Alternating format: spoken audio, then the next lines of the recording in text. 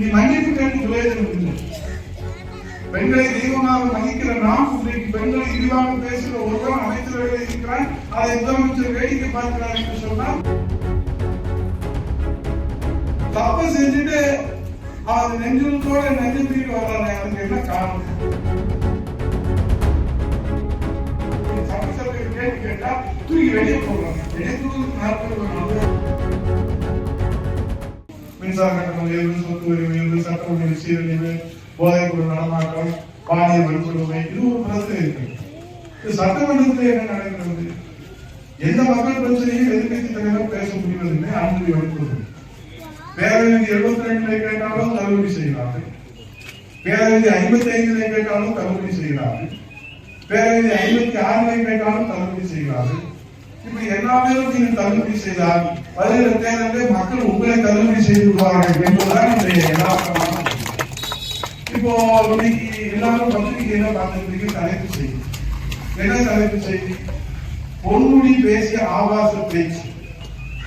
இன்றைக்கு சைவம் வைணவம் என்று சொல்லி அவர் பெண்களை பற்றி பேசிய ஆபாச பேச்சு இன்று வரை நீங்கள் வழக்கு கொடுக்கவில்லை என்று சொன்னால் எல்லோருக்கும் ஒரு நியாயம், ஆளுநர் கட்சிக்கு ஒரு நியாயமா? கேட்டது உதயகுமார் அல்ல, பொறியர் கணேசன் அல்ல, மாணிக்கம் அல்ல, கருப்பையா அல்ல, ஜெயக்குமார் அல்ல, ராஜேஷ் கண்ணா அல்ல, நம்முடைய துறை தந்தாஜ் கேட்கவில்லை, நீதி அரசர் கேட்கிறார். என்ன நியாயம்?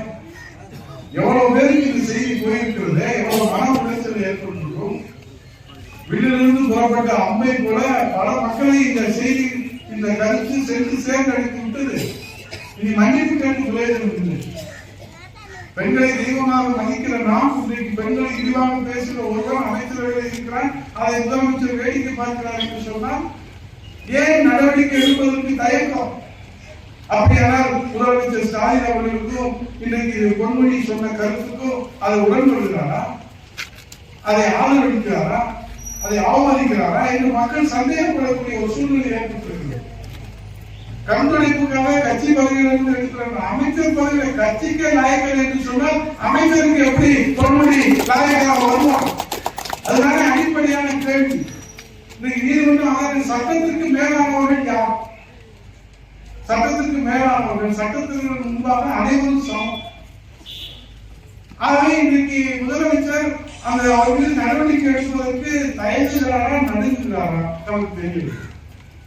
பொன்முடி மீது இதே நான் இடத்திலே சொல்கிறேன், நம்முடைய சமூகசாமி புரட்சித்தலைவி அம்மா அவர்களும் புரட்சித்தலைவி எடப்பாடி அவர்களும் முதலமைச்சர் அரியணை அமர்ந்து ஒரு அமைச்சர் பொதுவெளியிலே பேசியிருப்பார் என்று சொன்னால் அவர் அடிப்படை உறுப்பினரிலிருந்து முதலிலே காலி செய்து விட்டுதான் அடுத்த வேலையை பார்ப்பார்.